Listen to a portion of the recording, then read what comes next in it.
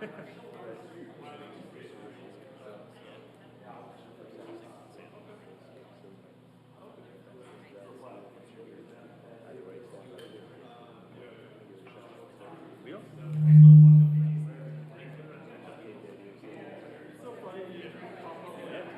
be cool. I'd love to overlap. What, the Justin when you have to do? He did the same thing to me. He's like, oh, guys, see you tomorrow, sir.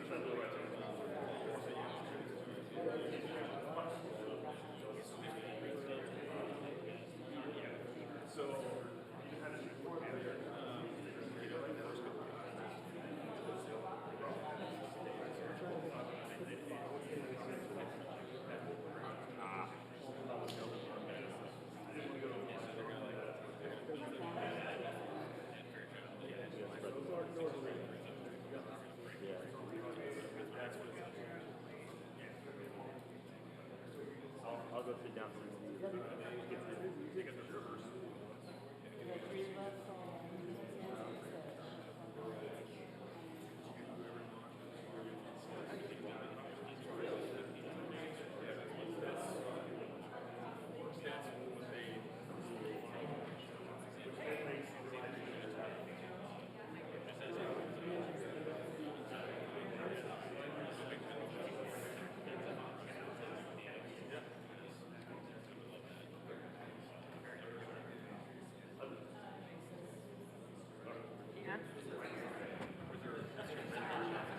Oh, my 1 minute out.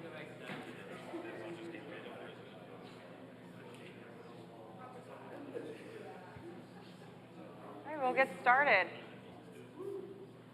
Good afternoon. Thank you all for coming out today. I'm Major Jessica Messer, I'm part of the A1KO team. We got Colonel Diaz and Captain Dees as well. I'll let them introduce themselves here in a minute. But we'll go ahead and get started. Slide. Oh, there you go. I didn't tell you. Top secret. I had to look through my own slide.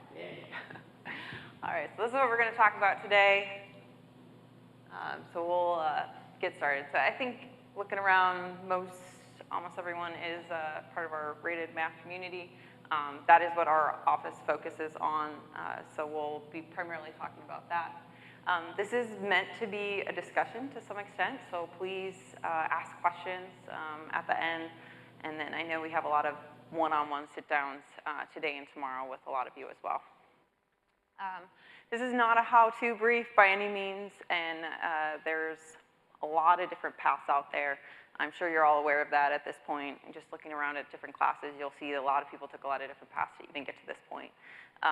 So no one way to success.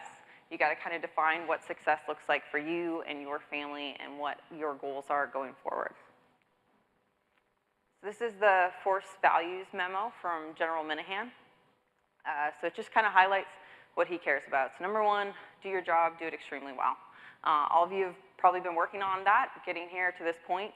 Now we're kind of moving into the next stage. So make yourself better, doing PME.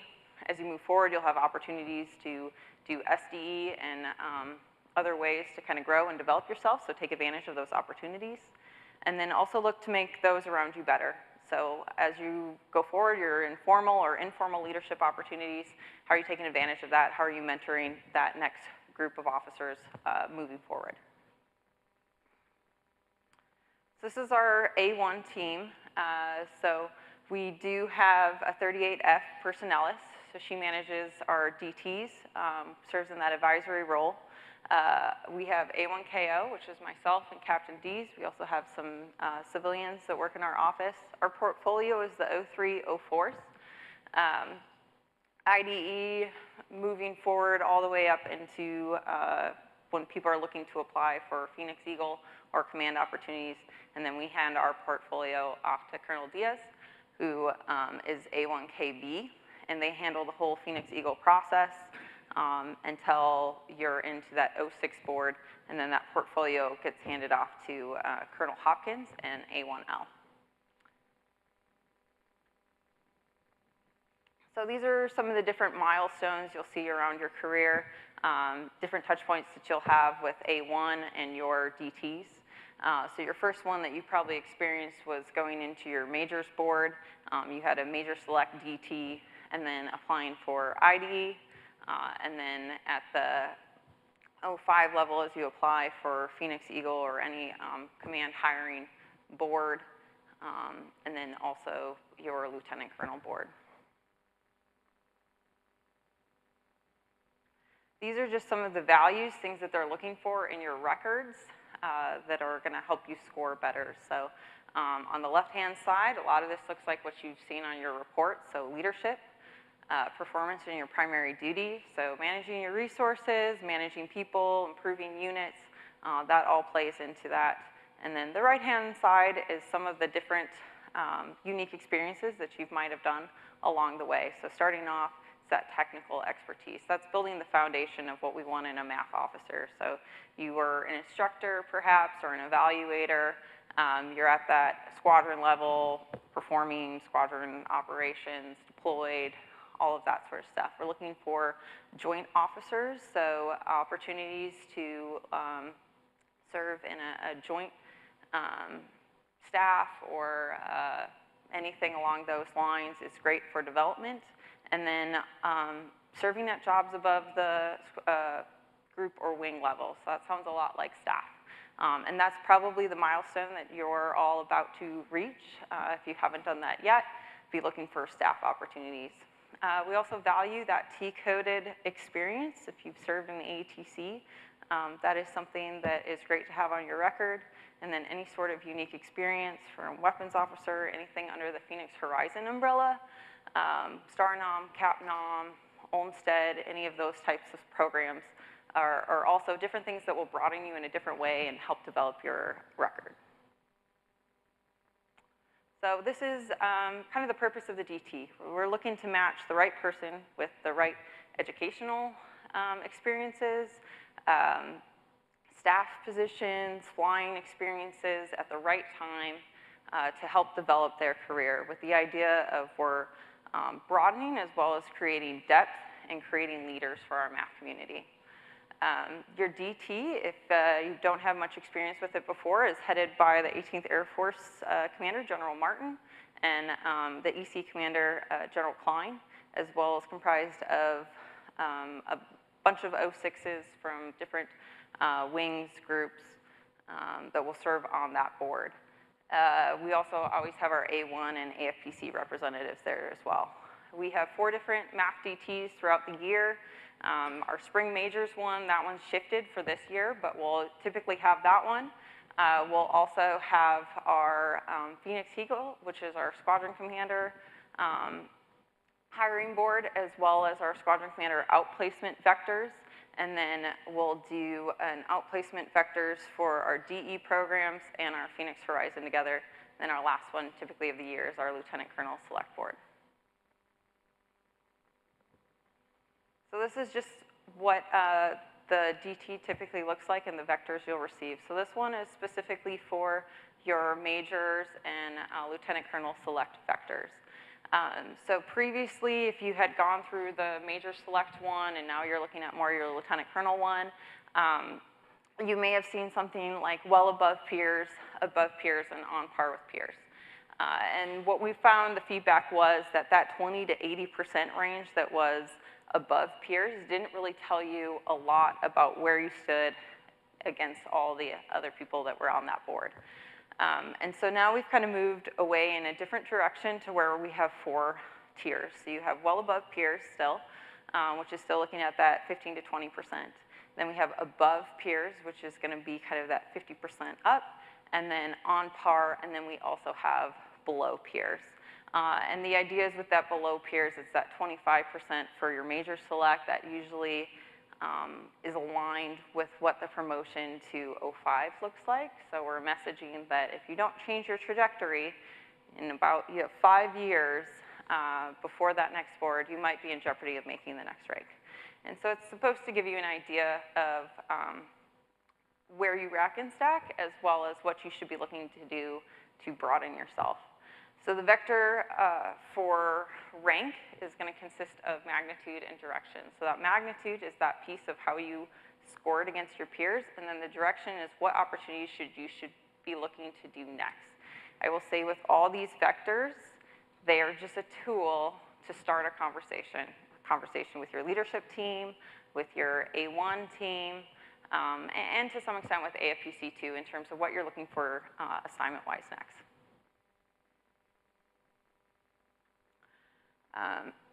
So this was the development team. We've had a couple of them recently. So everybody who is currently in IDE or SDE, you'll be receiving your vector if you didn't get one previously.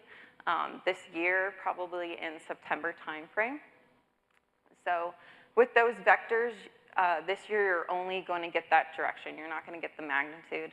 And that's largely just because with IDE going down to about 43 slots, and SE going down to 29, we're already talking about a very small pool of individuals. So we found what was most helpful is to give you that direction of what jobs you should be looking to do next. And so with that in mind, your staff match or your staff direction vector is not an exclusive indicator of performance. And I think that's really important because I think in years past, there has been a little bit more of a connection. It's us taking a very deliberate look at your record and determining based off of that what we think the best fit for you previously. So if you are an SDE grad and you've already completed joint, we probably won't vector you for joint again because you've already gotten joint qualified, so your vector might look more like half or something along those lines. Your vector also doesn't equate to exactly what you will get outplacement-wise if you're looking to outplace to staff next. It is just a tool to help start a conversation. So we completed that board, like I said previously, so that's something you'll be looking for here in the next month or so. So this is just a look at those vectors a little bit more in detail. And the other reason why we have kind of gone away from your vector matching exactly maybe where you racked and stacked against your peers is because we found that about 45% of the time we were only within one vector, which means a good amount of the time we weren't hitting the mark at all.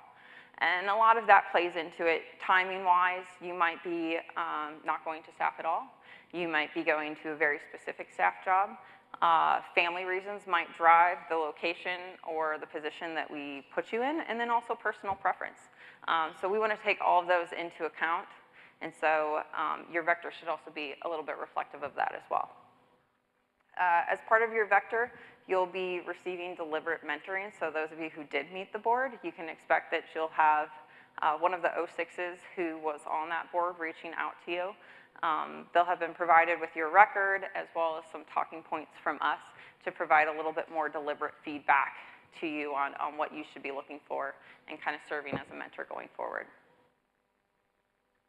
SDE was very similar.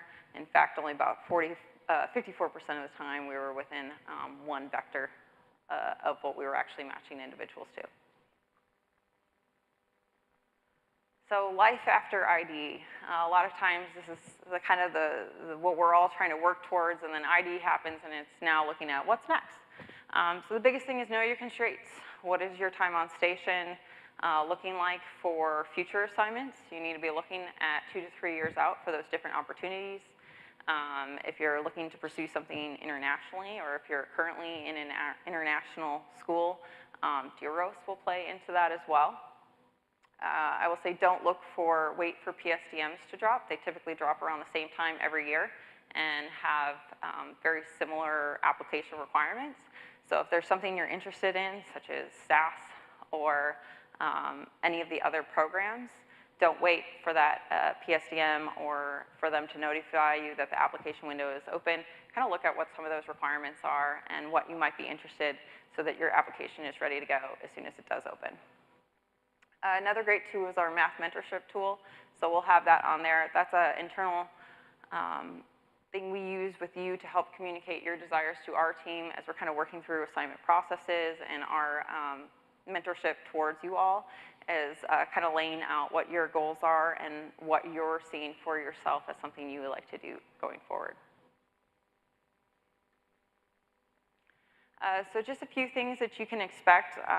Some of these timelines have shifted a little bit.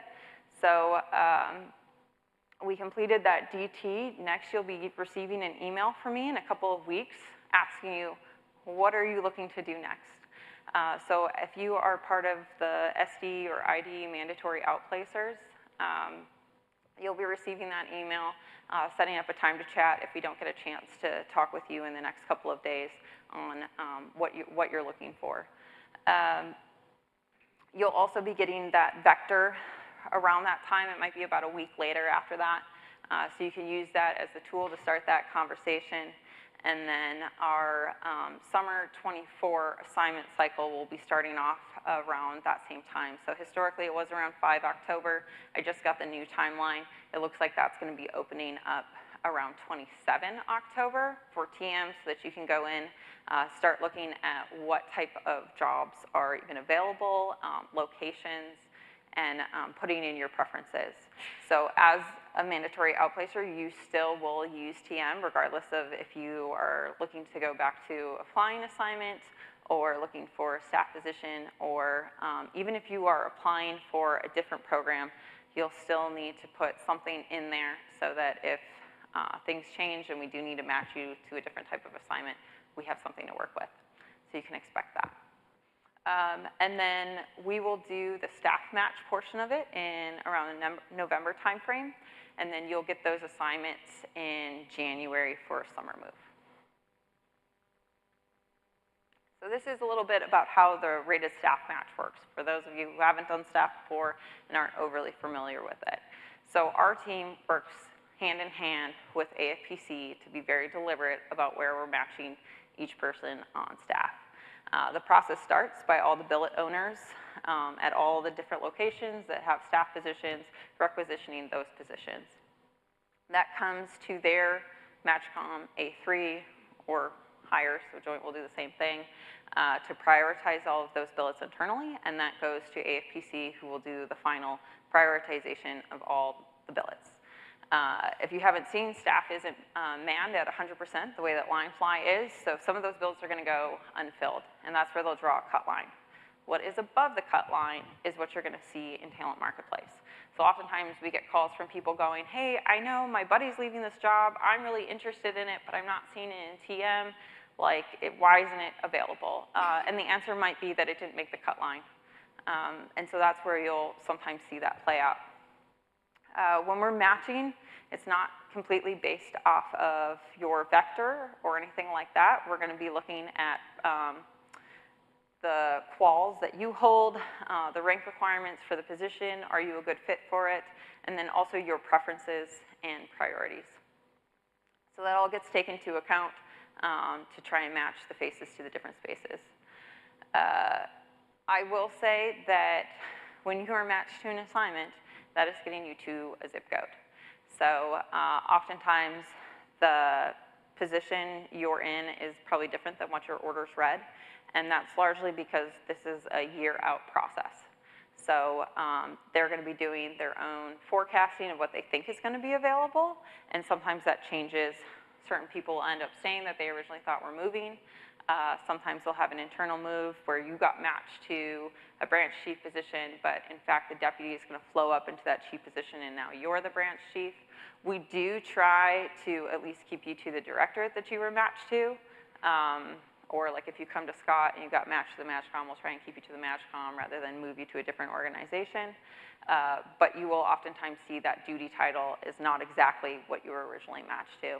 And that's just a little bit of how that process works. But if you have more questions about that, we can talk about that on an individual basis as well. And then make sure you're just communicating your desires. That's the big thing. No one's going to advocate for you more than yourself. So if you're talking to your leadership team, you're talking to us, you're talking to AFPC, you're using Talent Marketplace to bid on something, and they bid on you back, there's a very high likelihood that we'll be able to make that match. Because if it's good for you and it's good for the organization, that's what we want to make happen as much as possible. So this is the timeline. Like I said, there's a new timeline out because of some of the stuff that went on with AFPC over the summer. They're a little bit behind what their historical timeline has looked like. So this year, the whole process will start 7 September with the billet requisitioning, and then it will look more like an October 27th timeframe for you to be able to go in and do your bidding on the different positions. So kind of have that timeframe in your mind, and then reach out to us in between then to talk about what you actually want to do so that we can have those priorities and preferences listed as well. These are just some of the follow-on opportunities for ID and ST. Hopefully you're already familiar with some of these. This is by no means an exhaustive list. There are a lot of different things out there that are equally interesting and will use your unique experiences and education that you've been getting here to apply to all of that. So this is the manning that we see. So this is changing. It fluctuates each year, but it's roughly around the same. So still the priority is to fill line fly to 100%. And you can kind of see that for staff, for some of these positions, we're only looking at about 70%. And so that's where I was saying some of these billets go unfilled for a year or so, and that's why they're not out there every single year. I will also say that joint is something we put a lot of emphasis on. We're looking for more qualified joint officers in the MAF. So we'll look for opportunities to try and get you joint qualified if you don't previously have that experience. But it is really difficult to get all, we had about 20 or so billets last year. So it's not a ton. We kind of spread them out to all the different outplacers. So just because you don't get to joint right now in this staff tour, there'll probably be other opportunities where we'll look for you to get joint later on. I'll turn it over to you, Tina.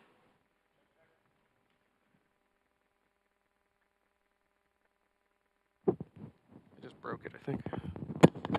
Oh, there we go. Well, now I'm weird because I'm going to have to hold it, but bear with me. Let me see the thing. Yeah. Does anyone have questions?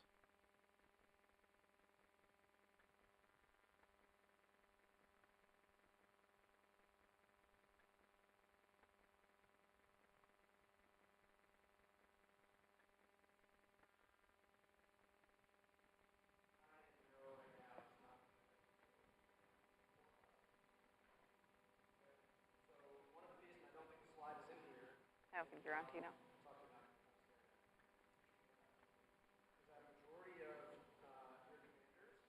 Are not going to have gone IDE in residence. And that's okay, right? We are saying that that is okay. And there are plenty of opportunities that we can find later to continue to develop someone. I'm an example. I did not go to IDE in residence, right? But I still made it. I'm here. Woohoo. So it's happening. I will argue that in the name of joint, that there's going to be opportunities to not go to SDE in residence. So I know there was a rumor going around many years ago that I thought, oh, this is BS. You're telling me that if you go to IDE in res, you don't have to go to SDE in res and vice versa. I'm not saying that that's official policy, but I'm telling you that it's happening. Because if we can get someone joint qualified that's not joint qualified, we might do it at the expense of SDE and residence, but as long as you're doing SDE and correspondence, we value that still, right? And there are plenty of opportunities. So for the SDE folks in the room, there are jobs that I would much rather send you to than SDE and residence. The opportunities exist. They're not all joint, but they are very valuable for what we're trying to get after, all right? So, that answer your question? Sweet.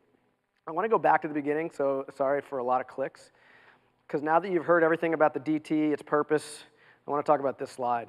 So when Jess was saying that the left-hand side looks a lot like your OPB, I'm here to tell you that General Minahan's directive and his briefing to the DTs is that the OPB has changed and we know it, and the words in there matter. So the years of going back and looking at the bottom line strats across the full record is not the full story, right? Especially with the stratification changes. So as you become leaders too, take the time to use good language that shows that, okay, this may be my one of one because that's all I have available, but there's a reason that this person is actually a top tier officer, and I think that there's a lot of opportunity and potential, all right? We've also experimented with DTs to see if they could accurately predict what someone goes to outside staff-wise on the vector, so that's more of a little fun side project. But as you're learning this and seeing this, take that into your own toolbox as you're writing OPBs for folks later on to show that, hey, this stuff matters, okay? And the words that we use matter because we don't have huge denominators to try and paint some picture that may be accurate or not. So, okay. So, Phoenix Eagle. That is my baby. So as of last Friday, the list is official for Phoenix Eagle 24. That has been pushed to AFPC. AFPC should turn the PSDM hopefully in about 2 weeks. I asked them to expedite it.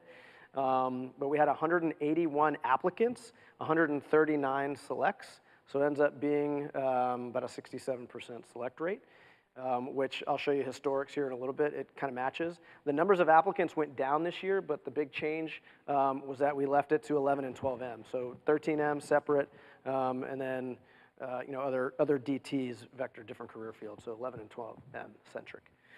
For Phoenix Eagle 25, looking ahead. So we're going to stick with that same 11 and 12M. You can see date of rank and year groups up there. Time on station, 24 months by January of 2025. Reminder, if you have applied for Phoenix Eagle and you were not hired into a command position, you have to reapply each year. That is still the going forward plan, all right? There may have been one or two that were like, hey, we think you're in a fly-up plan. You want to apply? Make sure we make it official. So keep that in mind. You can't have applied for separation or retirement and not previously been a squadron commander. AOC and deck commands do not disqualify, so for those that have done that, you can still apply for Phoenix Eagle. These are statistics I was talking about, 181 nominees. I think that's a 26-ish% nominee rate. I told you about the selected and projected vacancies this year of about 90, and that's about average. You're looking at about anywhere from 65 to 70, 75 command positions turning each year with about 15 chiefs of safety, which are the only 2 jobs that are required to be hired off the Phoenix Eagle list. Just because you don't make the list does not mean you cannot be hired as an IG or as a DO going forward, because a lot of those opportunities still exist out there. Questions on this? I like showing this slide because it's really easy to look at it and say, man, it looks like I should be a T-code and that's my path to success. And that is not true. So this is based on last year's Phoenix Eagle board. So what you're seeing is that it's actually multiple different experiences are what gets you across the line, not a single one. Okay, so at this point, many of you have done different things. And that will reflect on your record. And that vast experience has proven to be valuable to the DT. I miss anything on that?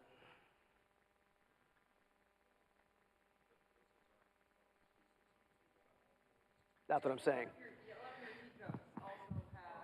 Are also something else in that mix, right? And so this is those that were nominated and those that selected, but you can see it's similar trends. I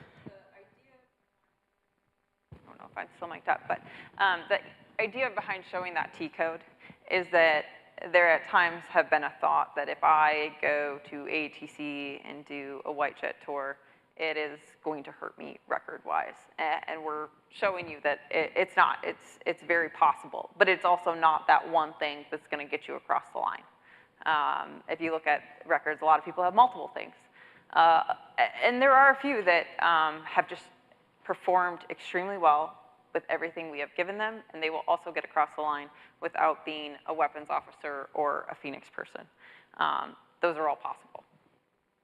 It sounds cliche, but there is not one path There to is success. not one and path. the stories varied, and the DT members talk, and they're like, hey, have you seen this one? And they do exchange the ideas that there is no golden path, right, by any means. So I know some communities are challenged with having enough quantity and quality to use the normal path of just a single squadron command, where like they're having to go to multiple commands potentially. Yep. Are we going to be faced with that in the years coming, or already? We are not facing that right now.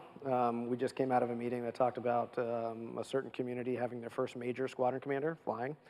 And then other communities talking about 2 commands, kind of like maintenance where you go back to back, smaller squadron, bigger squadron, something like that. We are not there yet. We have enough applicants and people that are interested.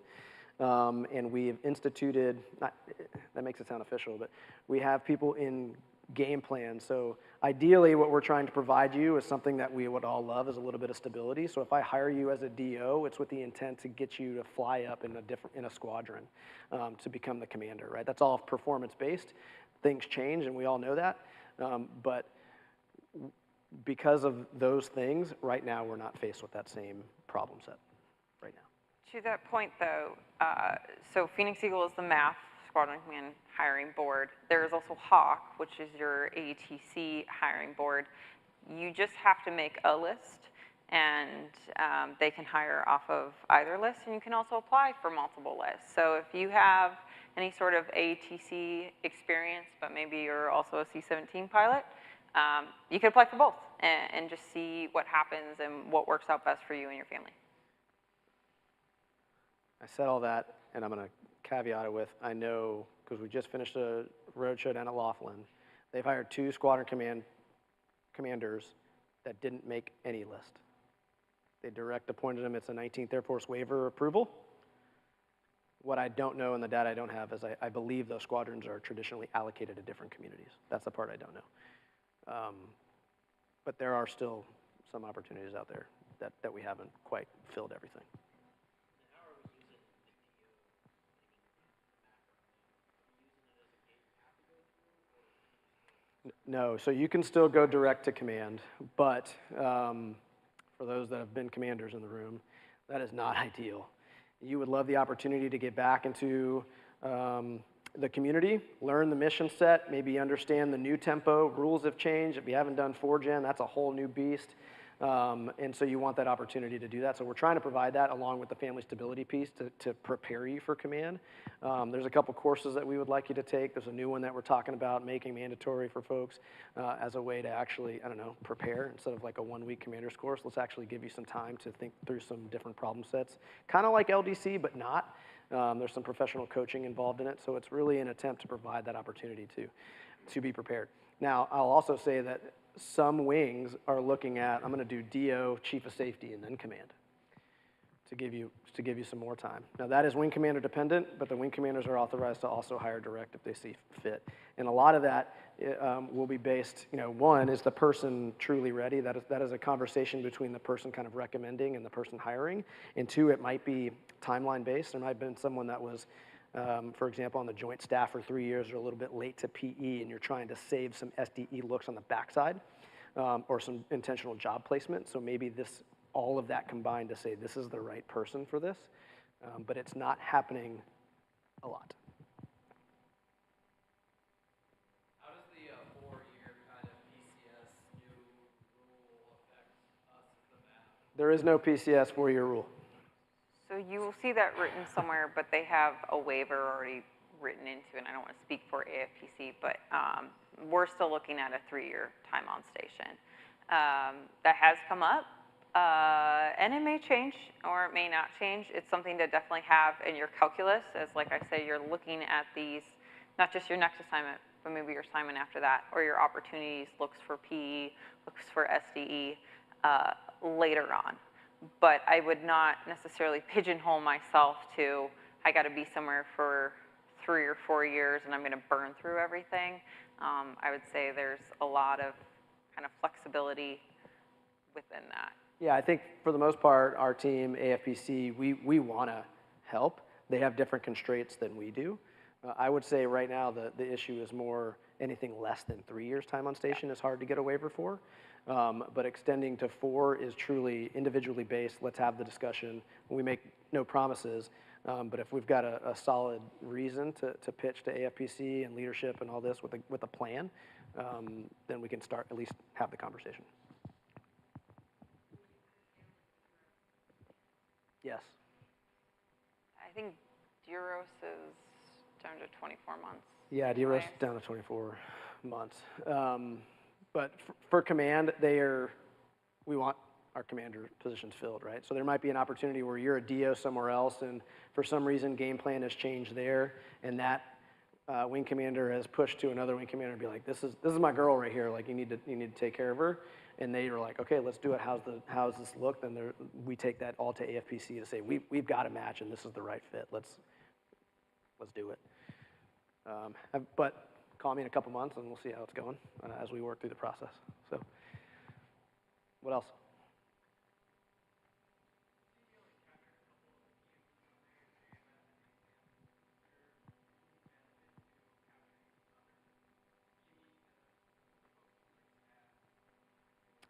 We track it all.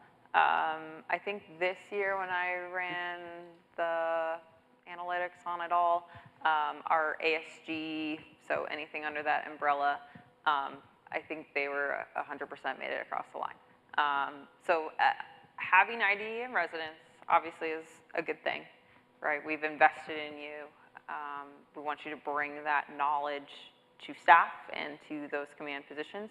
So typically people who have any sort of IDE on there and then SD kind of going forward do well, but it's performance. That can't be the only thing. You have to have the performance in your reports to back that up. Typically people, especially with going down to so many limited numbers, also have that piece. So if it's not up there, it's not that it wasn't captured. I'm not sure if maybe it was a macro problem that ran this data set for us and we just didn't capture it. But I promise you that if it was something other than JMF, it was in there. I promise. Like it's not just saying, tracked, oh, I guess you weren't. It's just not displayed. JMF or bust, right? So. Anything else? I think it's back to you. Okay. All right, I'm going to actually go back one more as well. So the last thing, because we don't necessarily have a slide talking about it, is with below the zone going away, we bought back 4 years in the major lieutenant colonel rank. So now the question becomes, what do we do with those 4 years? I think previously when we had below the zone, there was a race. How fast can I get to command so that I can get SDE first look, so that I'm below the zone again, and I continue to progress up. And it was a sprint. It was a sprint up the hill. And I think we burned a lot of people out. So I think there is a lot of benefit to buying back some of those years, but now we have to use them deliberately. So you might see a progression that looks more like you did 2 flying assignments. Now you're doing IDE, whether that's a 1-year program or a multi-year program. We still want you to go to staff. We'll look at what that exactly looks like. And now you're going into a DO for 2 years. And now you're going into squadron command.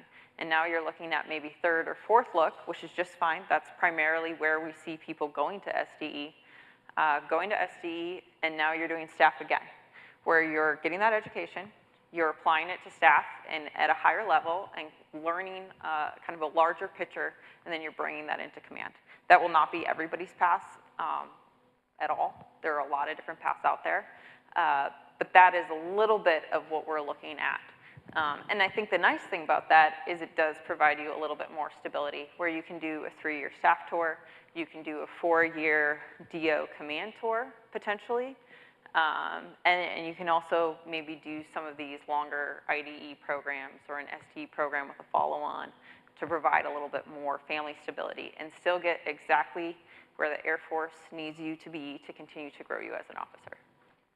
I will say that something that's not necessarily reflected in this brief is that we focus so much time on becoming a squadron commander that we don't talk a lot about what comes after squadron command and what that looks like when you're talking SDE, staff, and how does that impact my 06 selection? When do I enter game plan, and when does CSB roll in, which will be your 06 command opportunities, right? So if there's some experience that we want you to get, but it might be like a 2-year program and it has to happen post SDE, we might be doing it at the expense, or you might be making the choice to do it at the expense of your first look at CSB.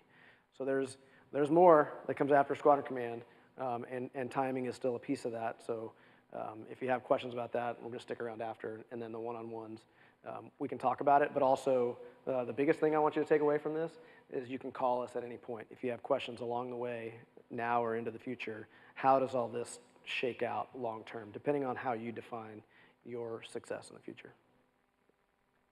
Okay, we'll keep going on. So working here, you're probably a little bit more familiar with this program, OIRSD, the 2 to 3 year kind of teaching program if you're interested in, ROTC, Det Command, or any of the teaching programs at AU, they're going to fall under this. I think I've gotten some questions from individuals who are looking to maybe just do an extra year here at Maxwell in a teaching position. That is not this. So you would be applying for this program. That's separate. You would just be staying and continue to teach, and we can talk about the implications of doing something like that, as well as the feasibility in terms of positions and the AFPC release. Well, I believe there's both, right? Sorry, I believe both opportunities exist. both opportunities exist. Some people were under the impression that they just wanted to stay for an extra year, they had to apply for this program, and that is not the case.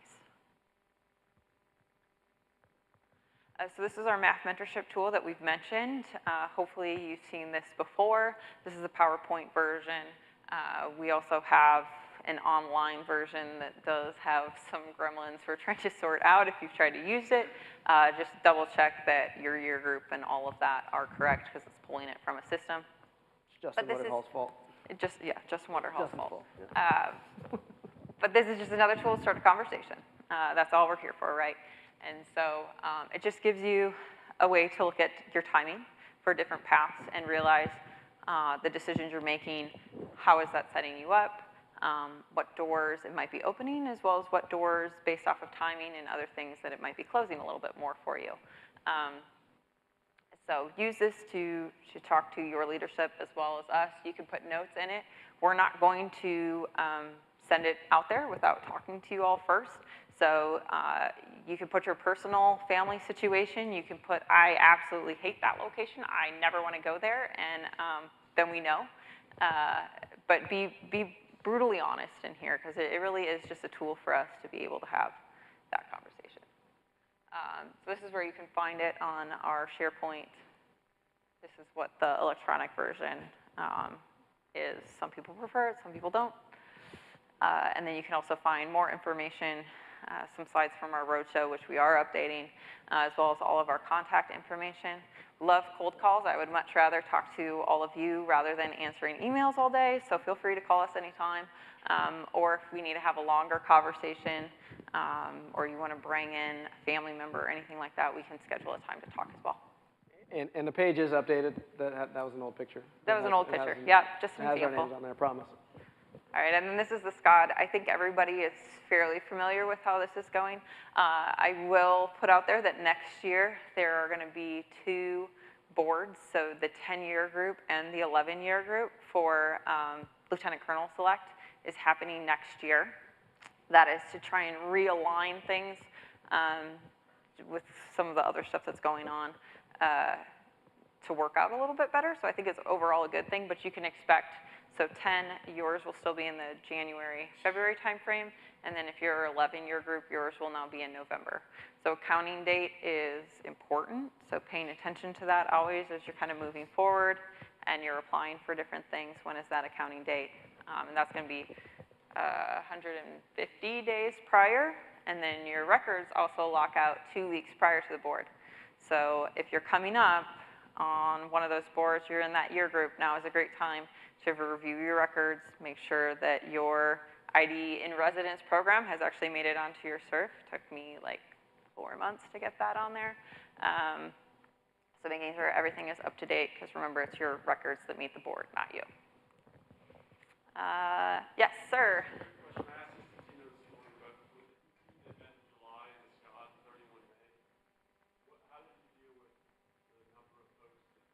The 116 OPBs that we were missing heading into the board, that was lots of emails, but they got in there. We did get them in there. It was a lot of emailing to CSSs to try and track those down and get a signed version. So I will say, whenever you sign your OPB, save a copy, so that if you have a board, it disappears into the ether when you hit submit. Like, it's the weirdest thing. You got to save a copy. And check with us if you need to. We had a lot of people just sending them direct. We had raiders sending them direct. Mind you, big Air Force, we did it to ourselves, right? Because we changed strat rules after the SCOD, so we were going back and trying to do stuff, but it's in the middle of the PCS season, so pretty crappy timing. So save a copy. Save a copy. Save a copy. But we did make it happen. So if you were coming up on one of the DTs, do you feel confident that your records did appropriately meet the board? And we're shifting our DT schedule to give ourselves enough time to get that stuff in there. Yeah. All right, so a couple bottom lines, right? Explore your options, know your timing, kind of puts off the timing a bunch. Seek mentorship, reach out to us, communicate your desires, all the things you've probably already been doing, continue to do them. No golden ticket, no one path. There's a million different ways to all get to the same spot. So do what works for you and your family and what your goals look like. And I think that's it. What other questions can we answer? Yes, sir. Do you have any indication of a relationship with PAS folks? They kind of go off, do their own thing, and come back? So if you have done anything like ASG, PhD program, PAS, there's a list of them. There's kind of a separate functional within AFPC that usually is kind of tracking those folks, but you kind of do have to reach back. So if you're looking to do like a PAS payback, is that what you're looking at? So with PAS, and I am not the expert on this whatsoever, you can go do something else and then do your PAS payback later, or you can kind of roll right into it.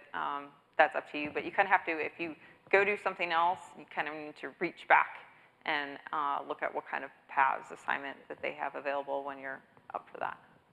Does that make sense? Same with, if you've done ASG, it's actually a separate VML than the regular VML, so you need to make sure that you're on the correct one, because typically for a lot of those different programs, they have a different pool of assignments than the standard staff match assignments. And sometimes they tend to be a little bit more geared towards what your school or your program prepared you to do. So they're oftentimes things that you might be a little bit more interested in as well. But you do kind of have to choose which VML you're going to be on. Yeah, and you have to, I think we're talking to a couple people this week that have to opt in to that ASG VML, I think before like September 16th or something like that. So just keep in communication. If you can't figure it out through Air University, then you can call us. But specific to your question, the biggest thing is we love all the different experiences. Keep in touch. Yeah. Other questions? Yes, sir.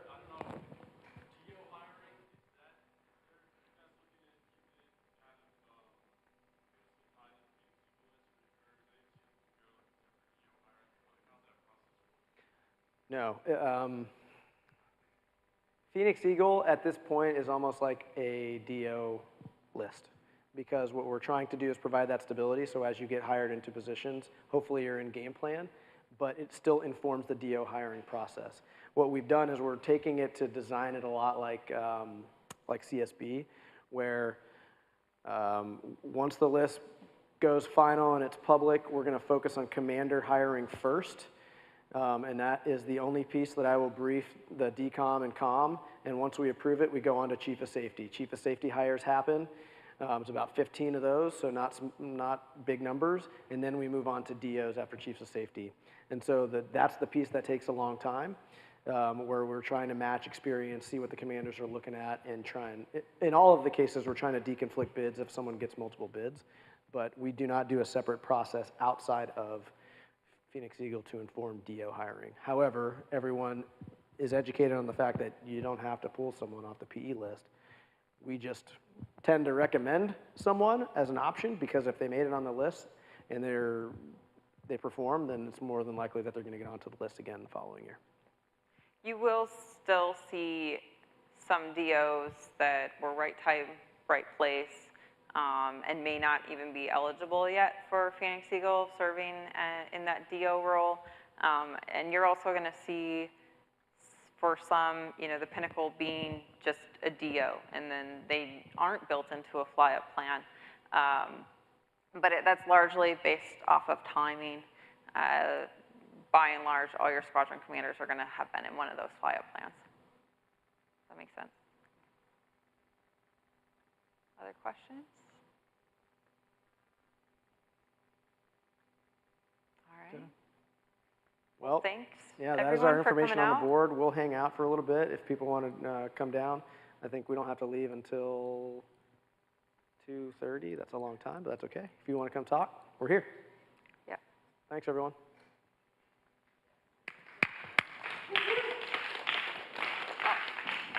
There you go. I'll leave that up. Yeah.